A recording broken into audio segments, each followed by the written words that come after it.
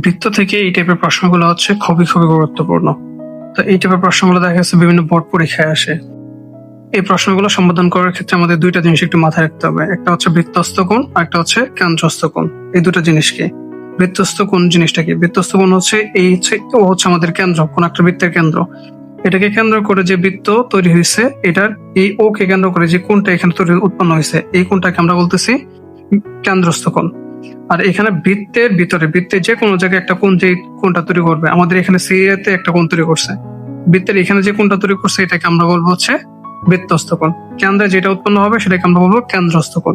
আর আমাদের এই জিনিসটা একটু মাথায় রাখতে হবে যে কেন্দ্রস্থ কোণ হচ্ছে বৃত্তস্থ কোণের দ্বিগুণ। ঠিক তার উল্টাটা বলা যায় যে বৃত্তস্থ কোণ হচ্ছে এই কেন্দ্রস্থ যে কোণটা আছে তার অর্ধেক হবে।